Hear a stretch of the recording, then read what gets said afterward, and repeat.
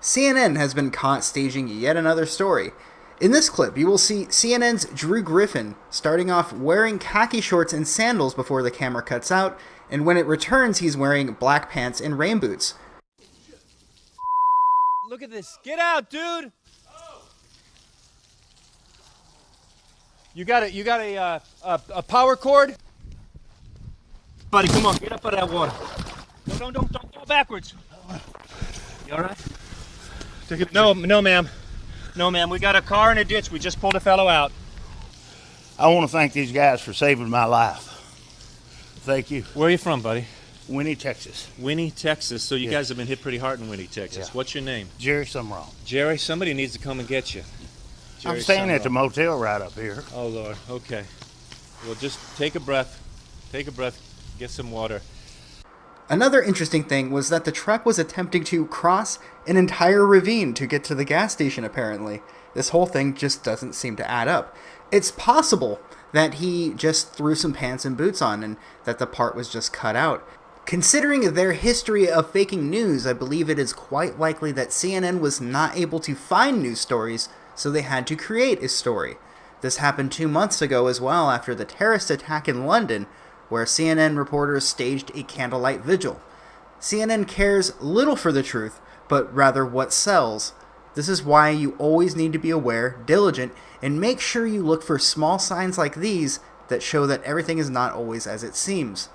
Next, I thought it would be interesting to take a look at an older clip from 2003. For anyone that thinks CNN hasn't always been this bad, think again. Hi, Kara. Good to be with you.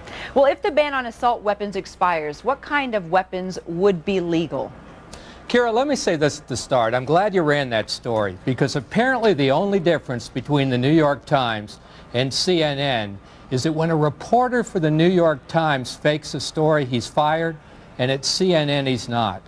Your bureau chief, John Zarella, deliberately faked the story yesterday, intending to show that the performance characteristics of banned firearms on the list are somehow different from the performance characteristics of firearms not on the ban list.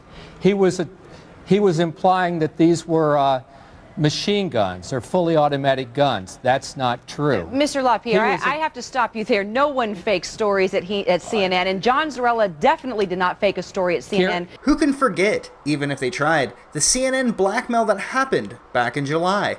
CNN threatened to dox a Redditor who made a GIF that humiliated them. They demanded that he apologize or else his private information might be leaked. This, of course, sparked outrage throughout social media for weeks. However, their virtue signaling credibility went through the roof.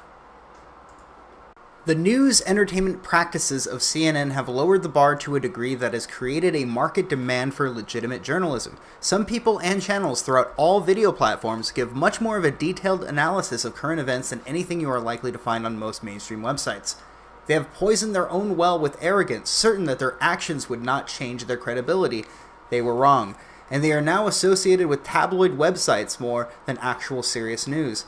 They are a walking joke themselves, something that ends up being a talking point of the day due to how far off the mark they are or how obviously disingenuous they are being. CNN is not fake news. They aren't even very fake news. CNN is propaganda made on behalf of their sponsors.